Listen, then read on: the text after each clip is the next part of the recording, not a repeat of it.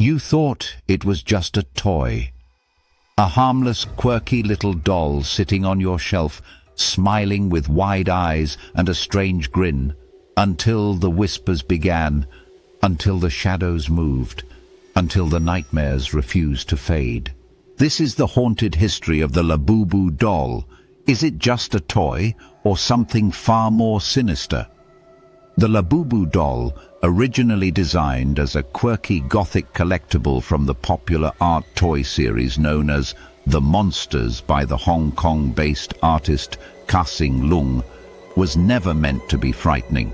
Its twisted charm was adored by collectors, with its jagged teeth, bug-like eyes, and impish grin making it a darkly adorable oddity.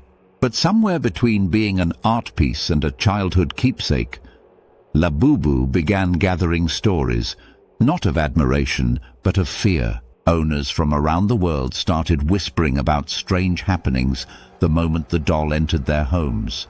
Stories that were first dismissed as coincidence or overactive imagination. Some claimed the doll moved positions on its own, even when no one was around. Others heard giggles in the dead of night. One collector in Tokyo said every time she tried to store the doll in a box the next morning, she would find it back on her bookshelf, always looking straight at her, with that eerie grin frozen on its face. Another incident went viral when a YouTuber reviewing the Labubu doll captured unexplained footage, lights flickering, electronic devices malfunctioning, and at one point a shadow darting behind him. Many called it a hoax, but others recognized something darker, something ancient.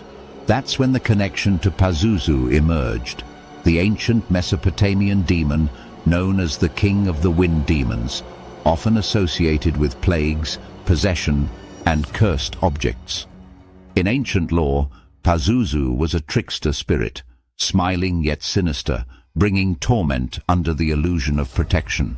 Some paranormal researchers pointed out an eerie similarity between the face of Labubu and certain Pazuzu idols, especially in the jagged teeth, bulging eyes, and unsettling expression.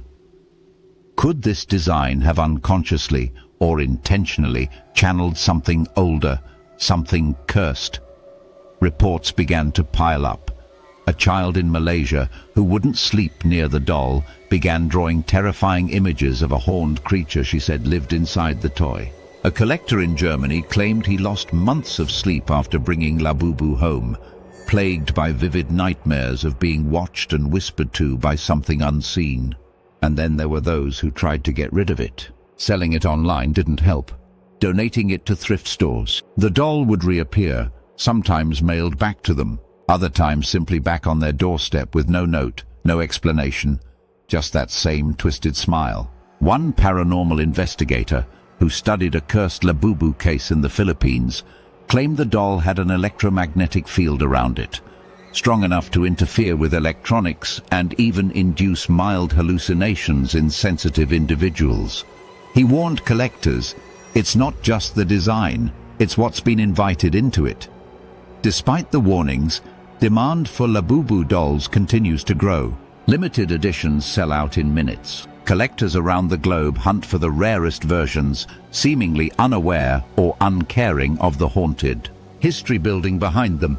So what is the truth behind the Labubu doll? Is it merely a creepy collectible with a dark aesthetic?